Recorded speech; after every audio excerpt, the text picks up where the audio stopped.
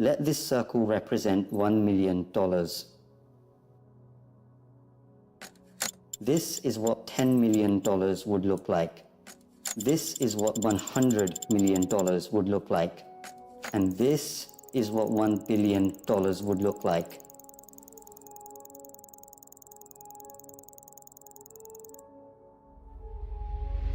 Jeff Bezos, the founder of Amazon, has a net worth of 117 times this number. And then there's you. You're probably working a job right now, one that you got from the degree that you studied for in university. You probably don't have much in savings. Your living expenses seem ridiculously high. You feel as though you're not paid enough. You have credit card debt that needs taken care of. Maybe you're a student, studying for a degree that you hope can land you a job that you hope can bring in some good money. You probably don't have any savings, only a pesky student debt hanging above your head. Wealth, getting rich, that all seems like a distant dream.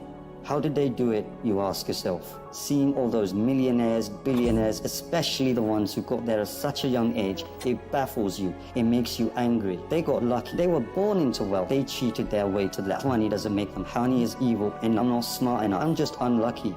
Those dreams you had of buying that mansion, your favorite sports car, paying off your mortgage, traveling around the world, they'll forever remain that way. Just dreams. Nothing more, nothing less. You come to the harsh realization, it's a rigged game. It's been a rigged game from the start. And you're on the losing side of it. But what if I told you you were wrong? What if there was a way of getting there?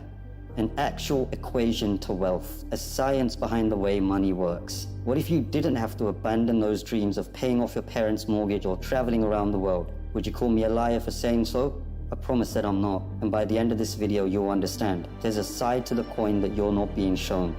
But I warn you, the road is tough. It's filled with struggle. It's filled with ups and downs. It will mean swallowing some difficult truths that the school system and society haven't told you yet. And let me be clear, there are many of you who will not make it to the end of this road. But for those of you that do, at the end of this road lies wealth beyond what you thought you could attain. At the end of that road lies the freedom of never having to worry about money again.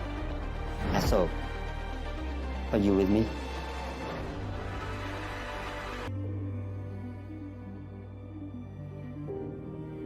Still with me? Then let's not waste any more time. What do you really think about money? Is it something you work for? Is it earned or is it inherited? Is it the root cause of all evil? Are you desperate to have more of it? Have you been chasing it most of your life? Truth is, most of what you think about money has been influenced by your upbringing and environment. If you were born into a family that didn't have much money growing up, then you're more inclined to believe that you too will not grow up to have much money. Or perhaps you went on the complete opposite end and decided to make as much money as you can so that you will never be in that position again. The fact that your school didn't teach you much about this subject doesn't help things. And because of this, most of you are going to have false beliefs about money that aren't going to help you on this journey. Now stick with me here, because we're going to have to change the way you've been seeing money your whole life. Hollywood has always had a habit of depicting the wealthy and rich as evil, backstabbing, entitled, or corrupt individuals. Question is, have you bought into that stereotype? A recent report released by WealthX showed that of the world's ultra-wealthy, those that had a net worth of 30 million or more, 68% of them were self-made. And it seems like every other study backs up this conclusion. Warren Buffett, self-made billionaire. Howard Schultz, born in poverty. Oprah Winfrey, born in poverty. Jeff Bezos, self-made billionaire. Elon Musk, self-made billionaire. Sarah Blakely, self-made billionaire.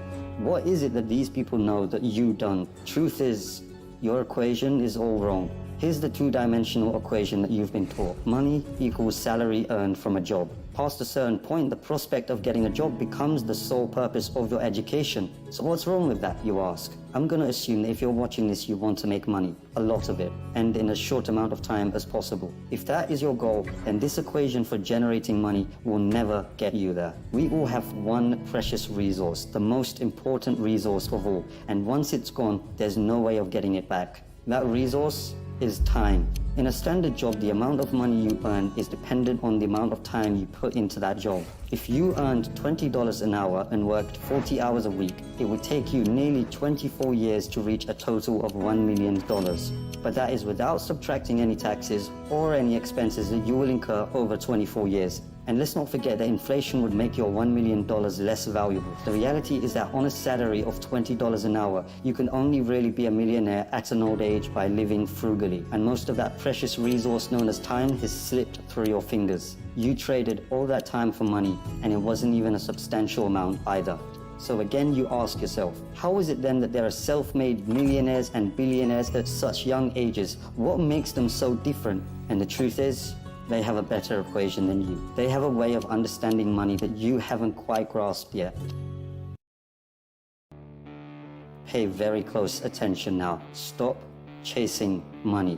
In a capitalist society, the rules of the game are as follows. You are paid in proportion to the perceived value that you have. And the people that perceive your value, they are the market, the consumers of the economy. The market is you, your friends, your family, your neighbors, your country. People complain that football players are overpaid, but for players to be paid millions, there has to be a market for the football industry in the first place. People have to see the value in football in the first place for them to want to spend money on matches and merchandise. And if the market has a high demand for football, that's what happens to the players who are at the top of their game. They are paid generously for it. It's not about how hard you work.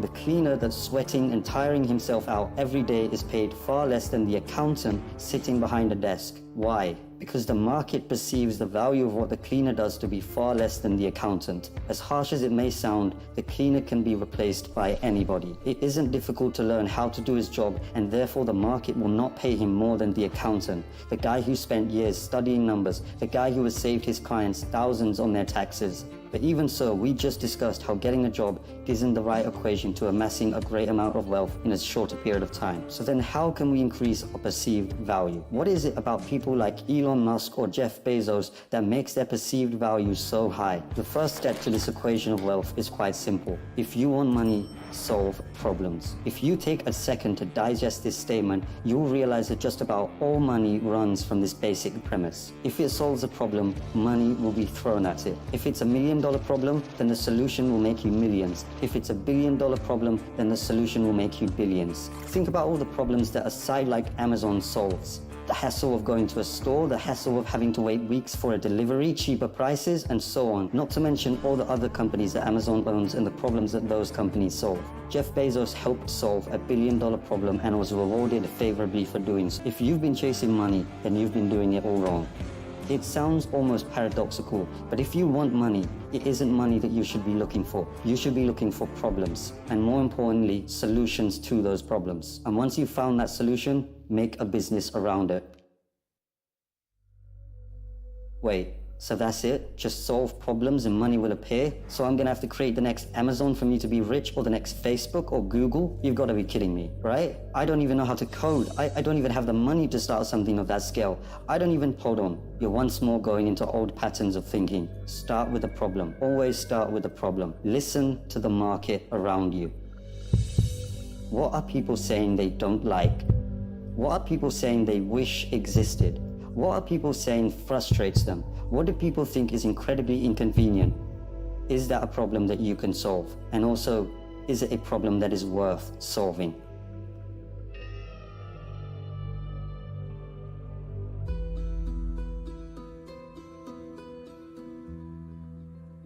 The final step of this equation to wealth is finding a scalable solution to the problem. Your solution needs to affect a magnitude of people. Starting a restaurant, that's not scalable. You're constrained to the local area and the footfall of that area. But a franchise? Now that's more scalable. Is your solution a piece of software? Then that means once that software has been built, you can scale it infinitely online without needing to worry about things like production or shipping costs, as it's all done virtually. Good luck finding infinite scale with a job. But be careful. Does your solution require your time to generate money? Let's say you were a yoga teacher that charged $100 per hour. Congratulations, you only made yourself another job disguised as a business. There's only a certain amount of lessons that you can feasibly do in one day, and therefore your income is time-bound. But if you created an online yoga class that ran 24/7 with lessons you only had to create once, Now that is scalable. Scaling your solution is critical here, so do not get lost on this point. Automation also plays an important role. Systems and processes will keep your business running like a smooth machine if implemented properly. If there is something in your business that you can outsource to somebody else or hire an employee to do it for you, assuming it financially makes sense for you to do so, then do it. Tasking yourself with everything is a bad thing. As much as you may think you're the best, there's someone out there that can do a better job than you. Once you've found a solution, it's your job to make sure that solution can be accessed by everyone in your market. It's not about your ego and it's not about what you're passionate about. The market doesn't care about your passions. So now that you have your profitable business running with the right systems and processes in place, it's time to move on and reap what you sowed.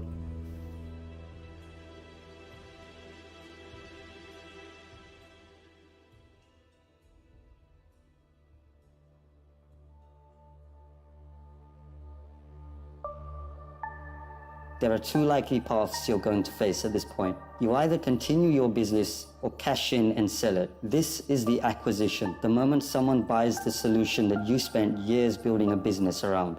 This is Instagram being acquired by Facebook for $1 billion. This is PayPal being sold to eBay for $1.5 billion, of which $165 million went straight to Elon Musk's pocket, and the countless other liquidation events that happen across the world. This is where all the effort that you spent into building your company comes to fruition. And if you choose to continue running your business, well, there's a multitude of reasons for you wanting to do so. Maybe you love the company that you built and want to stick with your baby. Maybe you think you can add more value to the company and sell it down the line for more than it's currently worth. Perhaps that business runs passively in the background, so you don't have to do much to keep the wheels turning. Or maybe it's a combination of these three things. Either way, you did it. You solved a problem that the market wanted solving, and it rewarded you favorably for doing so. And so now I ask you, what was it all for anyway?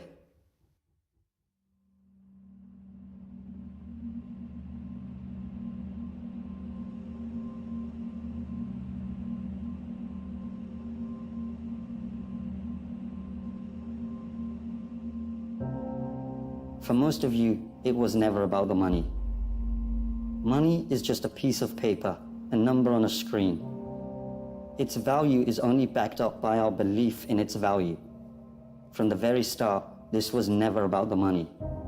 Paying off the mortgage, buying your dream car, traveling around the world, never having to worry about your financial situation, it's the freedom that you were looking for. Your destination wasn't anything monetary related. It was a feeling, a sensation, the ability to do what you want whenever you wanted without ever having to cast a thought towards, can I afford this? Have I used up all my holidays for the year? How am I going to pay the rent? Will I be able to live off my pension? What dreams will I have to sacrifice because I can't afford to pursue them? The most important lesson from this video was never about the nature of money. It was about the one valuable resource that we all have, the one resource we will never be able to reclaim: time. Is giving up a large chunk of your time towards a job that you probably don't like worth it? Is your life settled on working, coming home, watching the telly, sleeping, waking up the next day, and repeating the same cycle till you retire? How many more hours of your life do you let slip through because of this pattern? Or perhaps you're fine with that reality. Perhaps you have no other choice but to follow that path for the time being. And if that's the case, there's nothing to worry about. The most you got from this video was a little entertainment and maybe a change in perspective. But there are those of you that understand the other side. Those of you that have the desire to never need to worry about money ever again. And so I feel the need to remind you, stop chasing money. Chase problems and find the solution to those problems. This is the equation through which all money is found. If you desire liberty through never needing to worry about money ever again, then let solving problems be the meaningful struggle in your life. Does it mean you'll be happy at the end of the road? Does it mean you'll feel fulfilled? Only you can answer that question. But if your struggle is meaningful, then perhaps it's worth pursuing.